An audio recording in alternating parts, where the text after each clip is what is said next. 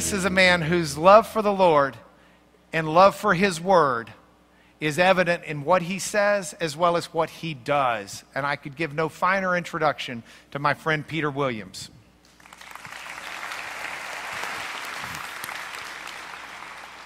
Well, good evening, everyone, and thank you very much for coming out tonight. Thank you, Mark, for your kind words, certainly not underselling tonight. So thank you very much. He's sitting there on the floor. There is some room at the back there as well. What I want us to look at tonight is things that could be better known about the resurrection. I guess you could say that most things should be better known about the resurrection. So we're going to fire straight in. It's going to be a fairly simple argument. I have to say it's been an immense privilege for me and my family to be here in Texas this week. My children had never been to America, let alone Texas. So they really have seen the best. So thank you very much. Let's look at... yeah, that's right, you get it.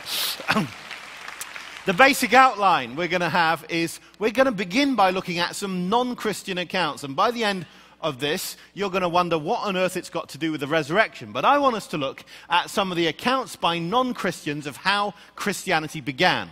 Then we're going to look at some Christian accounts, specifically of the resurrection, the empty tomb, and of the resurrection appearances.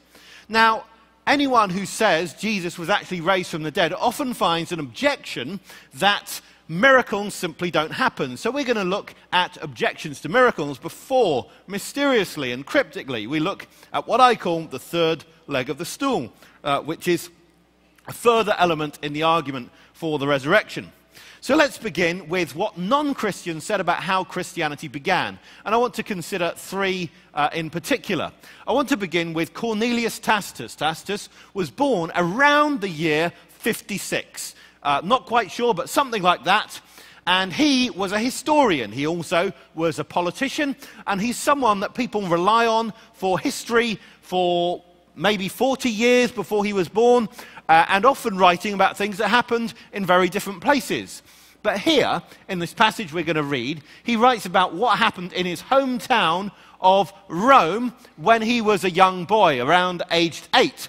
You might say, well, I don't trust every 8-year-old, but nevertheless, by the standards that people use for ancient historians, he's pretty close to the event. And here, he talks about a great fire that took place in Rome in the year 64. And it was thought that the emperor, Nero, a rather mad guy, had started the fire. Starting a fire on your capital city tends to make you less popular, and so Nero was worried about his popularity, and therefore he found another group to blame. And this is where we take it up the story. But neither help by humans, nor generous gifts from the emperor, nor all the ways of placating heaven could stifle the scandal or dispel the belief that the fire had taken place by order. That means order of Nero. Therefore, to scotch the rumor, Nero substituted as culprits and punished with the utmost refinements of cruelty a class of men loathed for their vices, whom the crowd called Christians. We're just going to pause there. The crowd called Christians. The word Christian occurs in the New Testament how many times? Does anyone know how many times it occurs?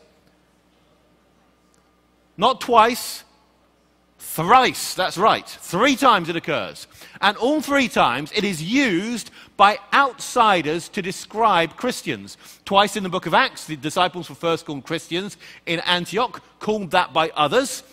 Then we have Agrippa saying, "You almost persuade me to be a Christian," to Paul.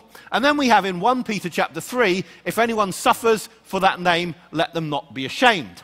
So each time it's outsider language.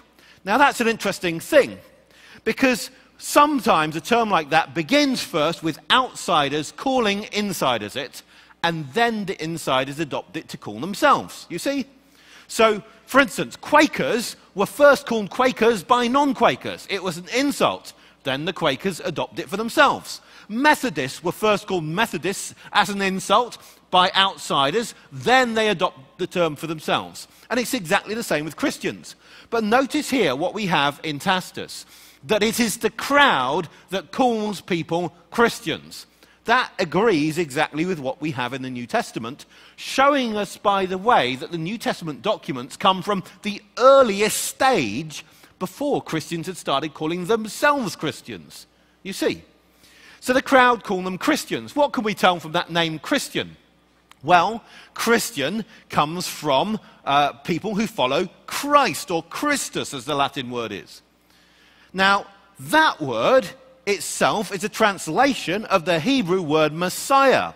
So if anyone's called Christian, we know that they must be someone who thinks that the Jewish Messiah has come. So already from this very word, we can tell a certain amount about Christian belief. Well, Tacitus goes on, and he says Christus, the founder of the name, had undergone the death penalty in the reign of Tiberius. Tiberius was emperor from the year 14 through to the year 37. So we get a chronological range for when Christ was put to death. It happened by the sentence of the procurator Pontius Pilate. Remember him from the New Testament. Well, he, according to external sources, was governor of Judea from the year 26 to 36. So again, we can know within a certain chronological range when Jesus was put to death using not the New Testament, but external sources. And he continues, and the pernicious superstition was checked for a moment, only to break out once more, not merely in Judea, the home of the disease, but in the capital, and that's Rome itself, where all things horrible or shameful in the world collect and become fashionable. You wouldn't say that about your own city, but he said it about his. Well, what we notice here, of course, he's not at all favourable towards Christians, but he confirms some key things, including that Christianity began in Judea, which is exactly, of course, what the New Testament tells us. Then we consider how he continues. First, then, the confessed members of the sect were arrested. Next, on their disclosures, vast numbers were convicted, not so much on account of arson as for hatred of the human race. And derision accompanied their end. They were covered with wild beast skins and torn to death by dogs, or they were fastened on crosses, and when daylight failed, were burned to serve as lamps by night. So you can see a little bit from this. We can see a certain amount that agrees with the New Testament, and we can also see that it was very difficult to be a Christian. Notice that thing in that last slide, that he talks about vast numbers being arrested. Just the Christians that were known about by Nero constituted vast numbers, and this is within 30 or 35 years of the beginnings of Christianity. Christianity has spread all the way from Judea to Rome in that short time, and there are many, many Christians. Now, what has that got to do with the resurrection? Precisely this. Knowing how far and how fast Christianity spread is part of the background knowledge that we need to use when we come to judge whether it would have been possible for the story of the resurrection to have been made up later.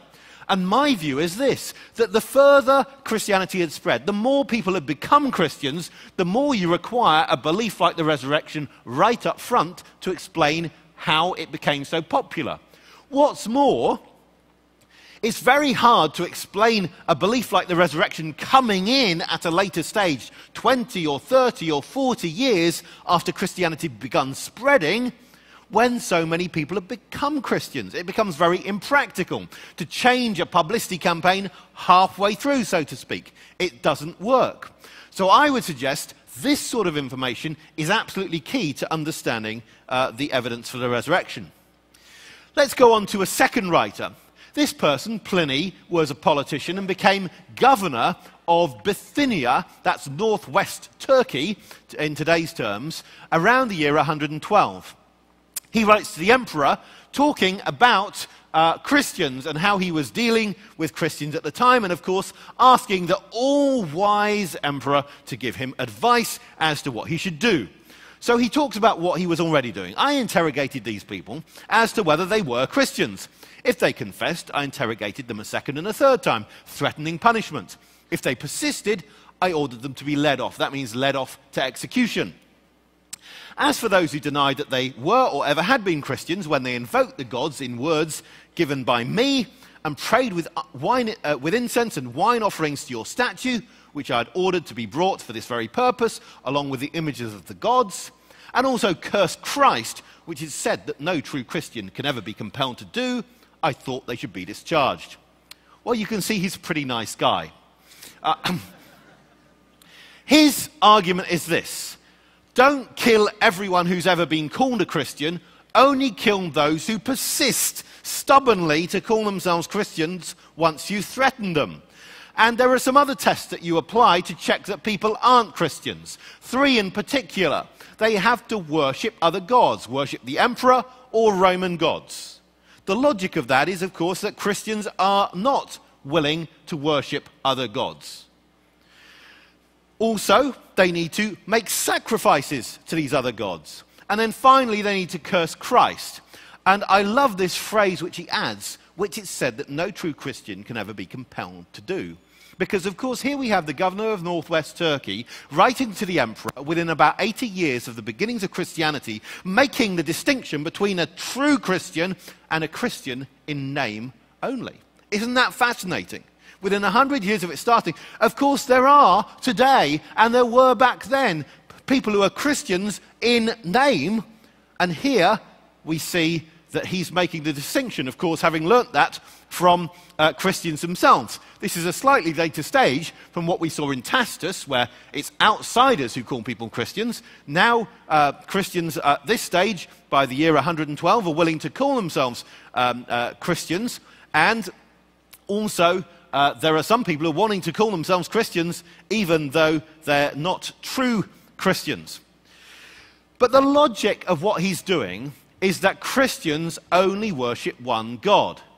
Now that's an interesting thing, because we know that Christianity began as a messianic movement. That's the whole idea. Christ equals Messiah. We know it began in Judea. We know from the New Testament, but we also know from other sources that Christianity began as a Jewish movement. Now let's just think about this. How many gods do Jews believe in? One. That's right. Jews only believe in one God. That's pretty important, because the logic behind this is you only worship that one being. That's going to be important when we see how the passage continues. He talks about a document which named people as Christians, denounced them as Christians, and said this: others named in the document said that they were Christians, but later denied it, saying that they had been, but they'd ceased 3 years ago, or many years ago, or even as much as 20. And so he then continues with what people who had ceased to be Christians described as going on in a Christian meeting. 3 years or even 20 years before. Well, let's think about that. If he's writing in the year 112, 20 years before gives us approximately the year 92. So here what follows is a description of a first century Christian meeting according to people who have renounced the Christian faith. Let's read about it. They said that this had been the full extent of their guilt or error. They'd been accustomed to meet on a fixed day before dawn. Great time to have a church meeting. Well, I guess if you've got slaves in your congregation, you better begin before they start work. And to sing antiphonally, that's one group to another, a song to Christ as to a God, and to bind themselves by an oath, not to some crime, but rather not to commit theft, robbery, or adultery, not to break their trust, and not to refuse to return a pledge when asked to do so. So a great emphasis on honesty we have in this meeting as well. But notice that they are singing to Christ as to a God. Now this document is in Latin, and there is no Latin word a, so it could be as to a God or as to God. We don't really know, but what we do know this is that Jews only worship one God. The logic of the first bit of the quotation is that they would only worship, the Christians would only worship one being. They won't just worship the emperor. So if they're worshipping Christ, surely the logic of it is this, that they have identified Christ as that one God. Now, some people have a view of how worshipping Christ arose, that it arose over a long period of time. Some sort of telephone game version. Now, I talked about the telephone game last year for any of you who are there who have seen that video. But the basic idea is this, that gradually over time, people had more and more exalted views of Christ. And so at first they thought he was a very special person, then a very, very special person, then a very, very, very special person, then a very, very, very, very special person, and then halfway to God, and then a